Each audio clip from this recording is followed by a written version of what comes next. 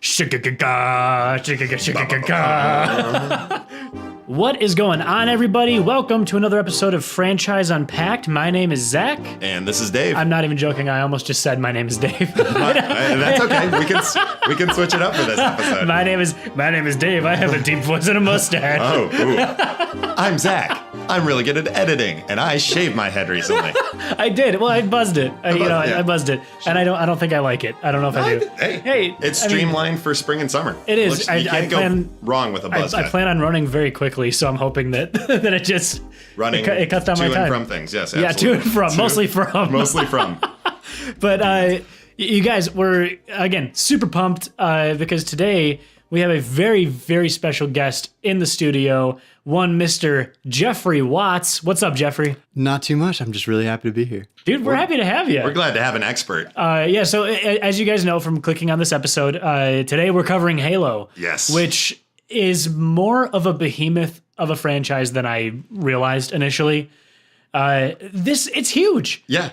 And there's a lot going on with it. And yeah, Jeffrey said that he has played all the games, or 95% of the games. I haven't done the real-time strategy games, but yes, all the first-person shooters. All the main ones. Yes. And I mean, it made me kind of realize I fell off years ago with this series. Nothing against the series, but...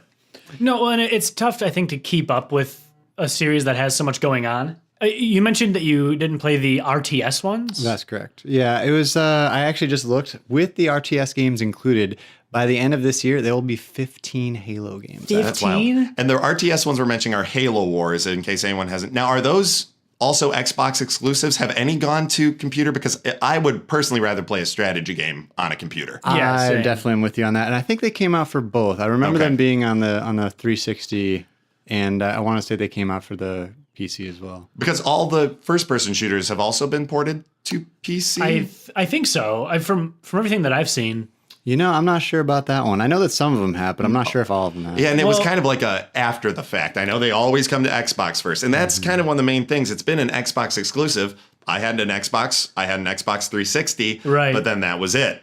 Which is how it came to reality, but the original intention was very different. The original intention was for it to be a first-person shooter game on PC. Right, and then Microsoft and Bungie got involved and wanted to release their own console. And even before... Brilliantly, Microsoft was like, we should make our own thing. Microsoft needed to get involved for sure, but before Bungie got sort of bought out by Microsoft, the original concept for Halo, before it was even, so they showed like a demo concept that was sort of a third person. It just looked very rough. Even before that, the original Halo, before it was even called Halo Combat Evolved, was supposed to be an RTS game. They had it set up to be like Myst, which was another series that Bungie had made. Point and click. Yeah, it was Really? Almost like a command and conquer type point and click RTS. Man, I played those games back in the day. Command and Conquer games. Oh, that's a franchise we need to cover. The very first Red Alert game, my favorite. Oh, yeah, but talk so about it was, a soundtrack. It was supposed to be an RTS game, which I thought was super interesting, considering that now they've made RTS games, which I never played the RTS Halos either. And for those of you who aren't familiar, RTS is a real-time strategy game. So essentially you look at a town, build it up, and then build an army. Yeah. You collect and then minerals. Take out the other army. Exactly. You go blow up the other town. Right. And that's really interesting to me because Halo, and looking up in my notes, let's go back to the beginning. Halo Combat Evolved. Let's talk about everybody's kind of first experiences. Yeah. My first experience with Halo was there was this kind of a buzz going on at school. All the guys were playing it.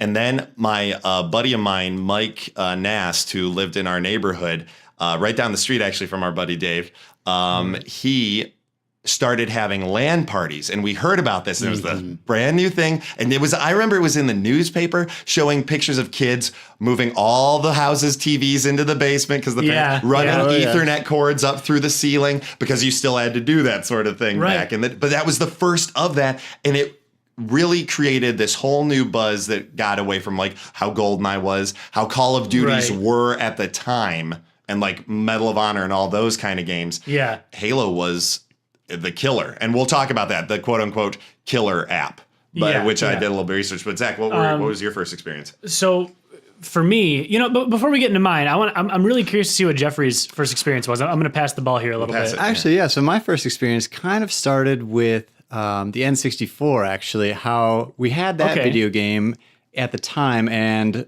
we were kind of looking for the next big thing. We heard that there was some buzz about the PS2, I wanted to say, and then Microsoft was coming out with the same version, their new console, first ever console, the Xbox.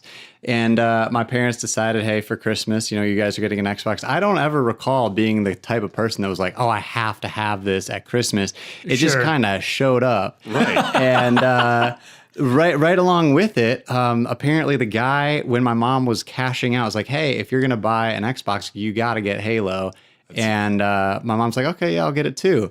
Really? And so that was when we had that was just it. At that time, these games are rated M for mature. Like you're supposed to be 17 years or older. And this game came out in 2001, which means that I was 11 years old. Same, I would have been 11. Yeah, so that was the game as I first understood it. It was a little gory. I don't think that it was, I think alien gore mostly. Yes, like all alien. Yeah. A lot of, maybe a couple scenes with. I remember it was the intensity of war. You were like helping. You're like, oh no, these Marines are. This guy's coughing up blood basically and trying to talk to me. It was you like definitely go through war. areas where there is like, these guys clearly got overrun and they are not doing well. Yeah, and I remember seeing that scope of the game that very first time when you land on the Halo, and you're like, look at how far I could shoot. Well, and really, it looked great for a game of its time. The draw distance. Yeah, it looked incredible. For my experience, I honestly don't remember the first time that I played Halo. I do remember that a buddy of mine brought over his Xbox, but I think he only had some weird like Mario Party clone type game that he brought. So I don't think that was that was not Halo. If it was, I'm very confused. I also recall the second Halo 2 came out very quickly in my memory of. Because I was a little late. I was a little late to the game, but then Halo 2 came out probably within 2 years. It was in 2004 that it came out. Okay, so 3 years later. Yeah. So that would make sense then. I think that's the one that I really played a lot of at first because my buddy Adam and we went to high school together. And Adam, if you're listening, what's up, man? And we would just get together at one of our houses and we would co-op campaign through Halo. I think we might have started with Halo 2, and we would play that every single day for hours. And once we beat the campaign, we would go back and we would beat it again and do it better. Yeah. And it was, and Halo 2 was the first one that was online. That was what I was going to mention. Big change. As far as I'm aware, at that time, Halo 2 was the second ever Xbox Live game.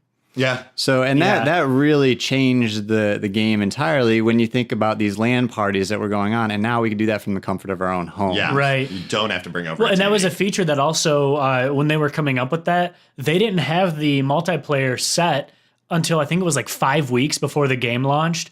So they hardly had any time to test that out and make sure it worked. Which is shocking because it was, at the time, that was very seamless. That worked out great. I mean, I still remember from those first two games, I remember Hang 'em High. I remember Blood Gulch. Everybody remembers Blood Gulch from the first one with the two bunkers. Sidewinder was my favorite, the ice one where it was like the big lake and it was a big divide. Oh, right. I remember all these maps. And what about Lockout? Lockout. Oh, yeah. Yeah. And what was the, in Halo 2, you were up on top and you could launch, you were like on top of a Spire sort of thing. I think it was called Ascension. Yeah, Ascension. That's what it was. I remember that one. Yeah. And so all these crazy memories. And also, I remember Halo 1 and 2 these were games years ago, like we said, going on 15 years old now, where they weren't nerfing things, which was a big thing. I remember in the first game, that pistol, the Marine pistol was basically a sniper rifle. Yeah, that was automatic. By far the best gun in the game. It was nuts. Yeah. So, and when I say nerfing, a lot of times now, you'll play say the newest, like Apex Legends, where they realize a gun is too powerful. So on the next update they'll quote unquote nerf it by changing the stats of it, how much damage it does, maybe the accuracy. But with Halo and Halo 2, there was nothing with that. Yeah, I don't think any of them that I played ever had any nerfing. It was nice. It kind of allowed everybody to be at that same skill set. And with Halo, the type of combat, I called it run and gun. Like that Doom mentality, not like Call of Duty where if you're not crouching, you're going to get shot in the butt. and it will do butt damage. Whereas in Yeah, Halo, yeah. everything does every damage. Like you just get hit. Well, and speaking of what we were talking about a little bit earlier, I did just do like a little bit of a fact-finding mission, and I had forgotten about this. This was something that I looked up. You guys are right. It was designed for computer at first. It was designed for Mac. It was supposed to be a very Mac interesting. exclusive. What a different world we would live in. Oh man. Oh yeah, can you imagine? If Mac had become at the a video game. at the time, Steve Jobs, I guess, was very against it because he was like, no, I'm not a big fan of gaming. So Yeah. And now they're floundering about with their iOS games. Right. All I hear now is they're trying to develop a cross phone controller you can plug any smartphone into and have Really? like basically a game, which would not be a bad idea, but I don't want Apple doing it. Like I don't trust Apple to make that decision. But and then I remember after Halo 2, there's Halo 3. I remember trying to beat everything in legendary mode with my buddy. Oh yeah, that was so hard. The Flood was always impossible. I hated fighting the Flood. But I kind of fell out of it, I think, after Halo 3. When did Bungie leave? Yes, that was a big turning point, and that is right after Halo 3. Right after Halo 3. And That's that is right. that is in 2007. It split from Bungie and Microsoft split. What? Why?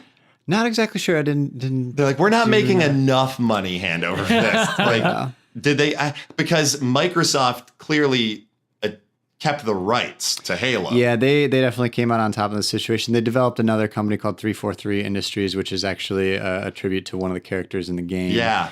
And then 343 continued with the Halo campaign to go on to 4 and beyond. And like Reach and all that stuff. Now, Bungie, people might remember as they have made recently the Destiny games, which I played one for about 2 hours. My brother let me borrow it. Then I was like, this is literally nothing but grinding and not great. I liked the first Destiny, even with the grinding, only because it felt like a good game to just pop into a round with friends.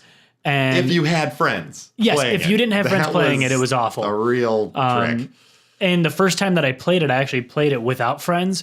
And I was like, this is the worst game I've ever played. So obviously it wasn't really built, I don't think, to be a standalone. I hear 2's better, and they've been fixing it. I did not like 2. I tried it. Not even try it. I could not get into 2. Yeah, there was a lot of hype around those Destiny games because it was the next big thing that Bungie came out with. Right. And, I definitely kept my finger on the pulse, so to speak, but everything that I was kind of reading and intaking was not that it was anywhere near the same level that Halo was going to be at. It wasn't, and not even just competitively, I think. And also, they kind of lied to us with those cool live action trailers. I hate when games do live action trailers. That's really annoying. Because they were like, it was cool. You had Pete Dinklage, who's in the game as the voice of that your little computer guy. They but then they're like, changed hey, they did. Then they changed it. They redid his They're voiceover. Like, hey, let's play classic. They call it classical music, and then you get Led Zeppelin. I'm like, that's awesome. I hope you can do that. Nope, nothing like that in the game. Yeah. And that's small, stupid little aesthetic stuff. But I'm like, don't lie to me. Yeah. And then, so Bungie splits off. They start after 3. There's a little bit of a hiatus. Then do they do Halo 4? And then is it like the ODT or whatever it is? Or also in 2007, they do a real-time strategy game. And I'm not sure who did that one, if it was 343 or Bungie. Halo Wars, the first one? Yeah. Oh. Or I have to believe it's 343. You know what? I don't quote me on that one. I just, because of the power of the internet, I looked it up, and Halo Wars was developed by Bungie, Robot Entertainment, and Ensemble Studios. Oh, and Ensemble still is involved now. Oh, okay. Right. I I think they're still involved. Ensemble came in later, and they still might be attached. So for everyone listening, by the way, we're recording a couple episodes back to back, which is why we're looking up a few more things on the fly. Jeffrey's like the one of us that knows like a decent amount about Halo. Yeah, but with this is with dates and let's say, when did you ever get disappointed by the series? Was there a point like after this Bungie left? Did you find like a lack in anything, or? I'll definitely say that at the end of Halo 5, where the campaign left off, I was not very satisfied, but in doing this research for this episode, I read a little nugget about once you beat it in Legendary, it kind of gives a pretty significant hint towards where it might be going in the future. Okay. And we'll probably get to that in a little bit. Sure. So in 2009, 343 starts it off with Halo 3 ODST, which stands for Orbital Drop Shock Trooper. And you're I no did not know longer that. Master Chief. You right? are not a Spartan. You're not a Spartan at all. Yeah. Okay. You are a regular trooper that's a highly specialized trooper Oh, for sure, of course. orbital drop shock. But you can definitely tell in the game, like you can't. This is after they introduced dual wielding for the Master Chief. You can't dual wield. What? Are you even wearing a suit? No, you're not wearing a suit. Oh, okay. You're not. You're just. Yeah, you're not in anything. Yeah, you have like a nicer like helmet and maybe like a chest piece, but that's really about it. Like you can't jump as high, and in this game you have to take out hunters, which is a real issue. That was always a task in the regular one. I know it was a real problem. So they were actually fun games because it takes place all at night. And you kind of have to go a little bit Interesting. Metal Gear Solid in it. Like there's Okay. definitely parts where you're kind of stealthing around a little bit. But that's never been this game. Oh, it's definitely different. It's an offshoot. And I'm not. I don't think that they were ever trying to make it a full game. It's still under the Halo 3 ODST. Were they just...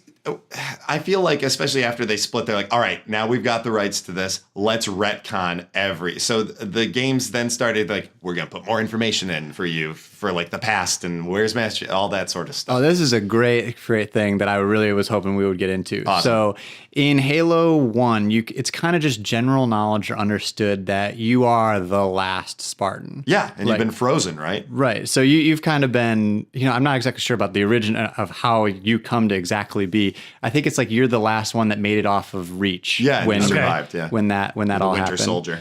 Yeah, pretty much, yeah. Halo, They Captain keep America, freezing Winter you when they Soldier. need to man. bust them out, yeah. So Halo then Endgame. when you get Yeah. into some of the 343 games, like you get into especially Halo 5, there are other Spartans around. And this is later on in the series. So where did all these Spartans come from? Did more survive off of Reach? Like this is I Have have they this started a new Spartan program? Right. or I something have this stupid? in my notes right there. That is a very commonly asked question. Like in Halo 3, where are all the other Spartans? Because Right. they did exist in time, in that timeline. But this is a really interesting thing because 343 seemed to be like, okay, we don't really care what happened before. We're just kind of making it up. And there is some discussion of technically Master Chief is a Spartan 2 and, maybe only he's the last Spartan one. 2. So Yeah. there's some kind of nuances there. I call it sloppy retcon when I when an original founding company leaves. They're like, Oh, yeah, let's yeah. just shake off some of the dust. Of course, I can't but agree. And then Yeah. what really kind of, goes along that line is in Halo Reach, which is supposed to predate all of these. Yeah. You have more abilities with your armor. I don't know if I ever really played Reach. I might have played a little bit. I've never played 5. That is always a ridiculous thing in games when they make it a prequel and you suddenly have all these abilities. It's like I liked in the new God of War what they did. They Yeah. were like they dumbed him down by saying you don't know. I'm not gonna spoil anything. You don't know what happened to his previous weapons and abilities because he is literally not holding them anymore. He has stripped himself of his abilities Right. for this life. So you literally train yourself back up throughout the games. That makes sense. But when you're like, well, wait a minute, I was literally flying around. Like I started off the game flying around or something, or like shooting energy out of my hands. Yeah. And then the second one, or I learned how to do that. Now in the second one, that's a prequel. I can now teleport and do all this stuff. Why couldn't I do that in the previous one? Yeah, the exact examples would be hovering and sprinting, which neither of those you can do in Halo 1 Combat Evolved. If you could, it would change the whole game. If you could hover in Halo No, 1, that and would, yeah. I'm fine with that because I understand that the technical limitations of the systems improved. I guess they a lot of those limitations were lifted, but write it in. Yeah, you've You know got to what I mean? retcon it if you're going to do it anyway. Yeah. If you're going to give me the ability to hover or whatever, say, oh yeah, well after we did such and such with this suit, then we realized that we couldn't do it anymore because it was. I don't know. I'm not about to rewrite Halo history, but you can come up with something. Yeah, it's like, oh, he lost this one suit. How easy is that? Or like, Right. it took so much damage, this is all that was left. Very easy. Or the So- freezing process. Who knows? Yeah, and of course, these features or functions of the game were loved, and they carried them on, and at least aspects of them, not all of them, but aspects of them into the Halo 4 and 5. Sure. Especially the one that I think is the most interesting. When I went back and played some of these games, like leading up to this event, I was like, man, I really wish I could sprint right now. But you can't. Yeah. You But just you can't. you're just running like normal. Okay. Now, I have a question. A little earlier, I brought up the quote unquote killer app. Everything Halo kind of started this phraseology of we need a Halo killer. What's going to take down the top dog? And Halo was top dog Right. for first-person shooters. For a very long time. And I would say until Call of Duty 4 came out. When they when they brought up the aiming, like pull up to aim, when they changed those game dynamics and enough of the mechanics of Call of Duty, it was the first true Halo killer where I was like, oh, this is now going to compete. Then Black Ops kind of stayed. I mean, Call of Duty now has jumped the shark back to Halo. Now that they gave you power suits, they literally were like, well, we're done being different than Halo. Let's just be Halo now. And I'm like, I've lost complete interest in that series because I'm like, you're kind of copying, but I would rather play a new Halo game. I'd rather pick up Halo 6. Yeah, I definitely agree with that. I think Modern Warfare was the Call of Duty 4, which definitely got a lot of people looking Call of Duty's directions. And then they came back and really helped themselves out with Modern Warfare 2. Oh, that was, a game changer. That one for me is the one that got me off of Halo and onto Call of Duty. And, obviously the number of hours I spent playing Call of Duty Modern Warfare 2. Well, yeah, like the prestiging. You just keep leveling up and stuff. You cycled with it. And they did a pretty good job of making a game that made it very addicting. Yeah. And, that's how you get your numbers up, obviously. Yeah. So after Reach, which was in 2011, they started doing the first ever anniversary edition. Yeah. So 2011 was a Halo 1 Combat Evolved Anniversary Edition, which... Did they revamp the graphics for that? And they reskinned it all. And in these was actually pretty clever. You could toggle back and forth. I remember that. Yes. In the middle of a game, hey, I want to be on the old game, on the old skin or the new skin. It's actually kind of clever. That's neat. Yeah. I did play that. That's and a really now that cool I'm thinking feature. about it, I remember, was that a downloadable game or something that came with, would it have been with the Xbox One? When did that come out, you said? This was 2011. Okay, so it would have been 360. I think I might have 360. had it on 360, and I remember toggling back and forth, and it was just the coolest thing because you could really see the improvements they made. Did they add online to the remastered Combat Evolved? Yes, they did. Because I was going to say that would be a huge get. So yeah, that was a 10-year gap, and obviously a lot of change in the graphics world with the introduction of online play. Everyone kind of wanted that original game. Yeah, it goes to show. I'm curious for Halo 6 what they're going to do because, I'm a little ahead of the game on that. Well, yeah, I'll wait for that. But you said you had seen some of the movies. When did the movies on Netflix come out, and when was that series?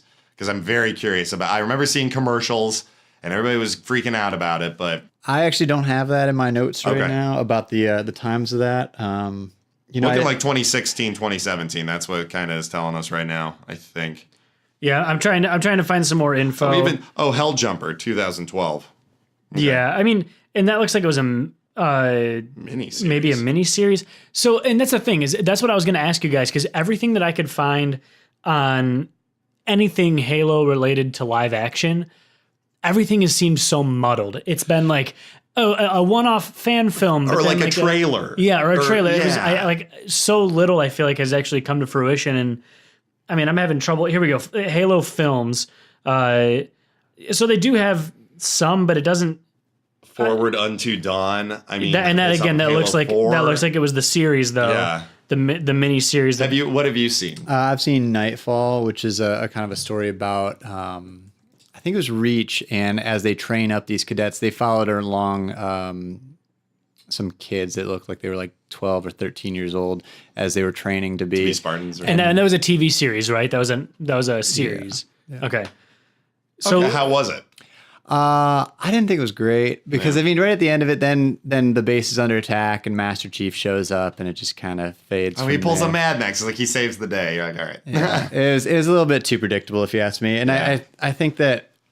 I don't know. I think we'll all agree that the market is there for a good video game turned movie. Sure. But they have not done it. Because the other one that happened was Warcraft, which was... I didn't even think about seeing that. Which, I didn't either. It was pretty abysmal. Well, the tough thing with video games that get turned into movies is that, in my opinion anyway, there's no fan base in the world that's more particular than a video game fan base. That's a great point. And if you take something that... And it makes sense because you're like taking Star something Wars fans. that people, because if you play like a good long video game, take Skyrim, for example, people are logging 80, 90, 100, 200 hours in this game. Of course they're going to be invested. They're going to know more than probably 90% of the people making the movie. So it's, one thing gets screwed up or a fact gets, wrongly checked. And all this, I mean, that's why, we disclaim on our podcast so frequently, like, look, we just love these. We're not experts. Yeah. But I think that's why so many of those, video game movies kind of suck. And another thing is, this might be a hot take, but it's for instance, the Tomb Raider films with Angelina Jolie specifically, they kind of worked at the time as decent video game movies because you were taking a product like Lara Croft. You can just put her in an instance like Indiana Jones. It doesn't have to be retcon from a previous game. Because as soon as you start doing that, you're going to offend a fan who is like, oh, wait, it was this in the game, but now you change it slightly to this. You can't, if you take Halo, make it a movie, people are gonna be like, okay, give me the history of the Spartan. I wanna see why in Halo 1 it was like this. It's kind of, you pigeonholed. Whereas an Indiana Jones-esque character or a James Bond type character can just get into any kind of random new shenanigan. That is a great point. I really kind of wish like there's a market for that. Maybe do an offshoot of, as Reach falls, one of them, goes off and like gets stranded on an island. I'd almost like a Netflix type miniseries, like they're doing The Mandalorian as a Star Wars mini series on their Disney Plus. That's great. You're taking a race of people we know. He's a bounty hunter like Boba Fett, but then you're taking him, putting him in the universe completely separated from everyone else and everything else you've heard. Well, the tough thing, the extra tough thing with Halo, though, is not only are you contending with video games, but they got books. Yep. They got books galore. I think I was reading that they had over 11 million copies that have been printed of these Halo books. So, and those are all different books. Yeah. And they are 11 million individual books. Only sold one copy of each. No, but and that's the thing too. So you do have something that has been retconned to hell and back. Oh yeah. You can never rewrite the history of Halo for a movie because as soon as you do, it's no longer Halo. So of course we all know that they were close. This was probably one of the closest ones they got to making a really solid movie, and they got off in the weeds and they ended up making District 9 instead. I heard about that. Oh, that's right. That was supposed to be Halo. Yeah, that was supposed to be Halo. Yep. I think actually Peter Jackson. Which is not a bad. District 9 was a pretty good movie. Yeah. I enjoyed it. Yeah. But it's not Halo. Well, I think that's the thing is whether you're making a Halo movie or a Zelda movie or whatever it is, a Sonic movie, be willing to tell a new story, first of all, and if you're telling the new story, zoom in on something. Don't try to give us the whole world in a story. And apart from that, if you don't want to do a new story, pick a game, make that into the movie, and don't try to overreach. You know what I mean? There's no reason to. Like if they decided to do a God of War movie, they could literally do the new one. Don't even mention because you find out his history throughout that. If you never played any of the other God of Wars, they do it so well and artistically. I haven't beaten the new one. It's so good though. It's so good. It's really awesome kind of how they wrap things up. But like if you do that, you're like, okay, cool. It's back to kind of the Mad Max thing. It's just you have this awesome character everybody knows, put them into situations. I want to see James Bond in a new situation. I want to see Link in a new situation. Right, right. Like, same bad guys. Sure, that makes it a through line. But like Bowser, he switched up kidnapping the princess. He keeps switching it up. So I want to see that new thing. And it'd be tough to do that with Halo just because, I don't mean any disrespect to Halo, but I feel like at this point, they've taken their story and they have stretched it so wafer thin that I don't know that they're going to be able. I would rather see a story that's told at the same time as Halo 1, for example, that's just taking place in a different part or with different characters, same universe, different story. Well, I think they, if it was me, I think they all seem to agree on Reach. Like the whole fall of Reach thing. I think that would be a great starting point for a movie. I think that's kind of solid enough to where, no one can really refute that. Right. Yeah, it's a big event that makes your hero as weak as humanly possible because he's separated, and it's which is where you'd want to start. or Yeah. see some of the hubris before, and then you see the fall. So, and the tough thing right now is that, you know, we're in the present of the franchise. There's not much of a present. What was the most Halo 4? Halo 5 was the most recent game, and that one came out in 2015. And Wow. when I was looking at all these, they were usually popping out a game like every 3 years or so. So right now they are late. It should have been last year. They're waiting for new stuff. If we're talking about new stuff, when we're talking about these anniversary games or these kind of offshoot games, That's not new. they just kind of slide those in wherever they can fit. Hey, in. this is coming out next month. You're like, oh, cool. Right. Yeah, not I gonna- think they're waiting for next gen. You think so? It's too close now. Everybody, they're already Interesting. announcing PS5 and stuff, and they said that a lot of game developers are already developing on those specs. Yeah, true. I think it would be a couple more years, but I think it would be unwise to. Well, I mean, I guess they could always pull a, what was it, The Last of Us, where they release it at the end of the PS3's lifespan and then immediately say, GTA hey, 5. here's a better version They of could do it, that. beefed up graphics. Now, have you guys played the new Doom series? Yes. Amazing how Incredible. they've taken one of the original first-person shooters and basically rebooted it again with amazing nowadays graphics and handling. It is still run and gun. They made that game where you're like, oh, is this going to be fun? Because you just blow into rooms and hold down the trigger. They're like, yes, because they tweaked it so it's like, if you have the ammo, you don't reload your gun anymore, basically. You are running and gunning, but aggressively and strategically. Well, and one thing that that Doom does, and now that we're talking about it, I think I would assume that that Halo probably does the same thing here. They actually had an adaptive health system. So if you were down to 10% health, say, you were actually at 20%. And it wanted you to feel, I think it was Doom that they were really pushing for it, but a lot of games do this where they essentially say, we want you to feel like You're overstressed. like you just came back from the brink of death. Yeah. So, you know, they'll bring your health down on the screen to 1% when you have 10. When you have 10. Or, you know, so Because you can keep taking that extra little bit of damage. in that Right, 1%. right. And then the cool thing was with Doom is to get you back from that brink, it required you to be even more brutal, get into enemies' faces. So if your gun ran out of bullets for the moment, it wants you to run up and put your fist through its Right. face and pull out its skull. And you're like, that's awesome. Yeah. And I got more ammo for it. and it like it was the first time a first-person shooter has given me that feel of combos. I'm like, combo, like kill.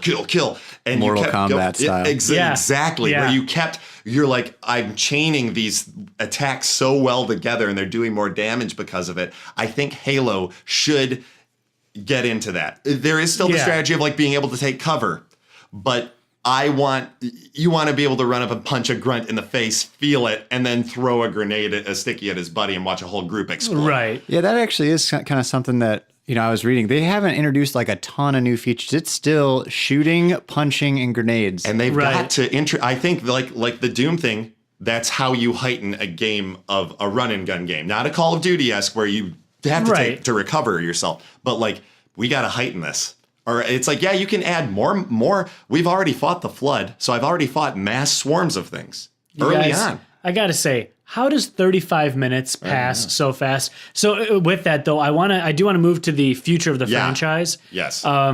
Because there's so much to discuss here. Jeffrey, what do you want to see? Halo 6. What do you want to see out of Halo 6? Because it's got to be the next one. They're not. I don't think they're going to do like ODST 48, D14. No, I don't think 6, they will. Kingdom Hearts 3.2. So the name of the next Halo has been released, and it is called Halo Infinity. Okay. And which I'll say right off the top, I don't like Halo as the Endgame. name.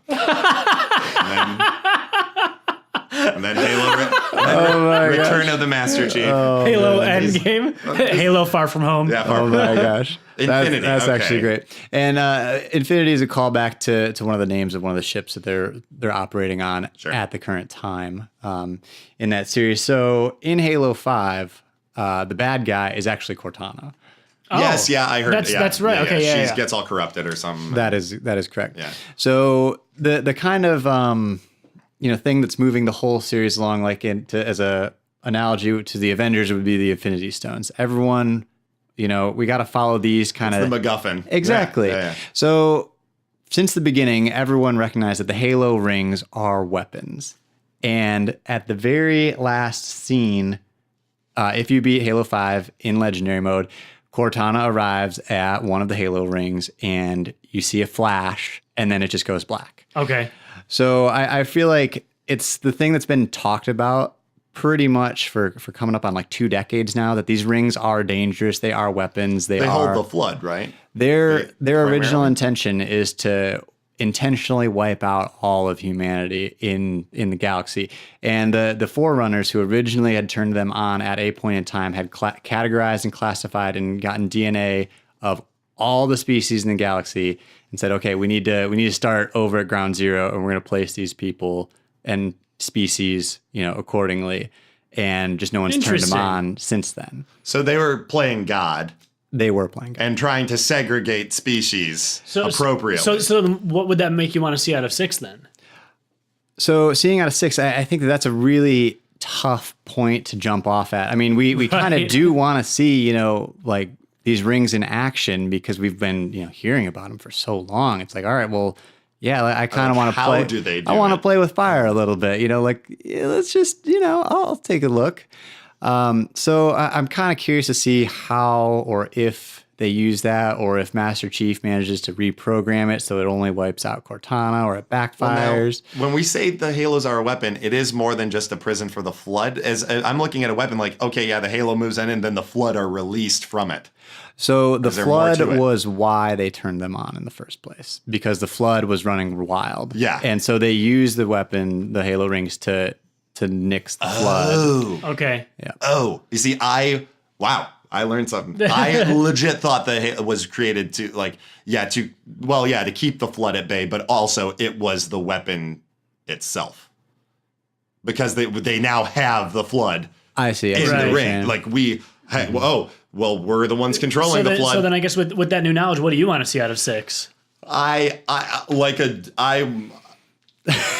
a reboot at this point. Not a full reboot, but like let's cut away some of the crap, some of the BS, get back to square one with whoever our Master Chief is. If they want to make it one guy, let's get back on a ring. Let's get back in a fight with let's simplify, make it look cool, give us the multiplayer, because let's be honest, it's like I don't buy a Call of Duty game for the story. No. The Halo story is great, way better than Call of Duty stories, don't get me wrong. However, in the long run, I know what I'm going to be doing after I beat that story. And I know I'm going to be doing with that game for the rest of its life that I play it. Yeah, I'm sure you guys have played the games before. And I remember in Halo 3, when that scene finally happened and the Flood came to whatever new base that we were working on, or planet or whatnot. And I look over at my brother who I'm playing it with, and I'm like, oh, damn, we got to fight these guys again. Yeah. Like the third game. I really thought we were done with them. The most annoying part. 100%. The little guys, and you're like, you got your shotgun, and you're just trying to, it's really. And I mean, I don't know. Shocker. What I think would be really great, though, in the new one would be there's no reason why it shouldn't be one giant open world. Yeah. And that's your go-to. Build your own. It really is. Build your own base, too. Sure. How cool would that be? Your own defense. Because I think that you could guide somebody through a linear story in an open world, and maybe it is something where there is a little bit of a path that you have to take. Like it's a thin world but a long world that you can. Well, it's a Halo. You're on. Literally you're on big the Halo circular path. Yeah, you can meet anybody on it. And it would be cool if like you could look up and on the other side of the Halo you see the area that you're trying to get to, or people are there playing and explode bombs. And show us what other players are doing in real time. The challenge with that then would be writing a narrative that could take place all at the same time for every player, which is not impossible. But I don't know. I love the idea of if your friends are playing a mission, doesn't matter where they're at, doesn't matter what your level is, find some nice little auto leveling system to bring you up to speed with them. Actually, a couple things on that. There's first of all, in Halo, I want to say it was 4, but it could have been 5. They introduced spacecraft that you could fly. Like there was a level where you had to fly and do the running or the gunning and the missiling. Right. And that was a really big step for them because there was nothing like that before. No. And you're in space. And I remember that playing that level, I always got really dizzy on it because which way is down? Yeah, all Right. right. There's not one. You're in space. It doesn't matter. Oh, that would mess me up. That one I really struggled with. But to your point, Zach, that actually is really close to kind of what Anthem is doing. Yeah. Okay. Which I've heard is so many bad things really about Anthem, cool. though. Oh yeah, 100%. I think that they kind of messed like, oh, up yeah, it's garbage. part of it, but I think there's some bones there that you could play with. They say the NPCs alone are worth playing the game for. Your interactions with the NPCs, which is Really? kind of a bummer, but like they say, those are great. They've got great acting. They've got great how they give you missions and stuff. They just say the game itself is just tripe. They've got to do some definite updates. Yeah, I guess for the future of the multiplayer, I think some of the features that were introduced in the Halo Reach and Halo 4 games with the sprinting and the kind of hovering are kind of there. And then I think if you kind of tied that in with some of the combo moves that you were talking about earlier, I think that could lead itself to some really interesting opportunities. You could have fast respawns, heightened combat like that. Yeah, you might be dying a lot more in a multiplayer game. It could be a lot of fun too. Like if they did want to go that whole open world route, it could be really cool to start off as somebody who doesn't have, any sort of power armor, and you start off as the rookie and you become the Spartan by the end, and you go through being an ODST. Exactly, right. Yeah. You can go through all those phases and just make it bite sized, make it chapters. You have 4 main chapters that you kind of grow each time. Just don't pull an LA Noire where you start off in the coolest area and then you wind up in the worst. Did you ever play that? Yeah. It was awful. Great game, but interesting game. Interesting game. Because you start, for those of you who haven't played it, you start off solving murders and by the end you're solving traffic tickets. Yeah, traffic tickets. It is the worst. It's a game of demotion. Yeah. We're trying to figure out what computer is lying to me. And spoiler alert, so back away if you are afraid of spoiling LA Noire. Yeah. But literally at the end of the game, it just ends with you just dying. Like you're just dead. So you go from solving murders to solving arson to traffic tickets to dead. That's it. And it's a real slow burn. You'd have to be careful if you made a Halo game where you're advancing, that you're actually advancing and you're becoming, a Spartan. Yeah, and you get access to more vehicles and stuff as you go on, stuff like that. I did love the vehicle play too in Halo. Having a tank or the Warthog alone was so much fun. That was the first time I remember. Especially you get in the Halo 1. turret. I'll drive. This is a blast. Yeah. Especially in Halo 1, so the fun. Warthog was invincible too. Yeah. Yeah. So it never crazy. broke. It was Banshees great. and all that stuff. Banshees are fun. I always liked, really quick, before we wrap things up, what's your guys' favorite weapon in Halo? Ooh. I think I'd have to go with the battle rifle or the sniper rifle. Those are beasts. Yeah. I like human weapons first and foremost. Oh, yeah. Wasn't a big fan. Everybody loved the Needler. And That's that me. annoyed. You like the Needler? I like the Needler. I like the Needler when I'm playing against AI. If I'm playing online, I don't like it.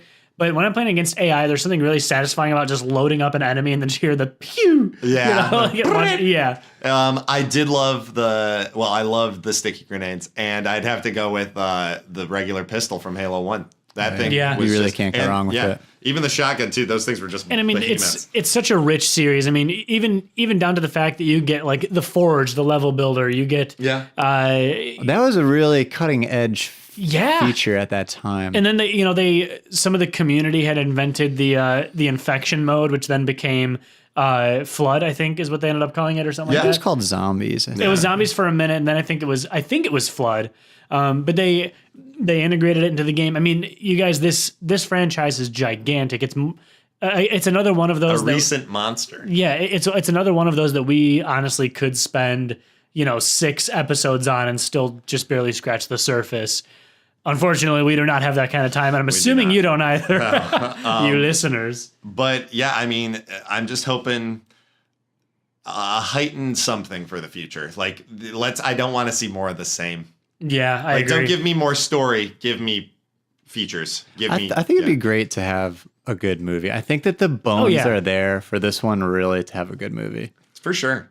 You could do it. It's because I think of like Aliens, the second Alien movie. It's so good. The Space Marines going come on. I really think we just need someone from our generation just to be just a little bit older at a level where we're in a studio and we can really push this one and be like, no, 30-year-olds are starting to get into the industries where they call the shots. And once they're about 40 or so, we're just going to be seeing all these turning into movies. But you know what, guys, that's about it for our time today.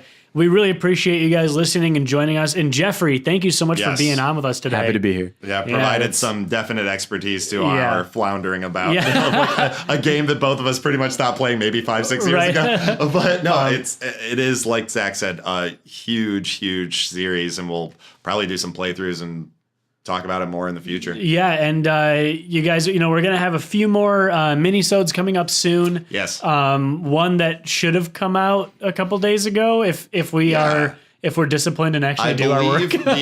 We should have, a couple days ago, checked the feed. The most recent minisode, we have announced the winner of our Disney Instagram takeover. And there should also be, you can check out our Instagram. We will have posted pictures of some of the gifts that they will be getting. Yeah, so lots of fun. Be paying attention to that. And be paying attention for whatever our next giveaway ends up being. Maybe we should do a Halo giveaway. Give away a copy of Halo to someone. That could be fun. Idea. Yeah. Don't hold us to that, but don't hold us to it. It might be happening. So let us know on our email or in the comments on Instagram if we did that or not. Yeah. Is that a cheap way to get comments? It might be a cheap way to get comments. I'll just throw out my gamer tag and we can go and play Halo together. We'll dox you. But yeah, thank you guys so much for joining us, and we'll see you next week. Take care, everybody. See you later, guys. Thank you so much for joining us, everybody. The next franchise we'll be unpacking is SpongeBob. But in the meantime, feel free to drop us a line with any questions, comments, or future episodes at franchiseunpacked@gmail.com. Also, be sure to subscribe to us on iTunes, Stitcher, Google Play, and Spotify, and be sure to share so we can keep these episodes coming your way. Thanks, everybody. We'll see you next time.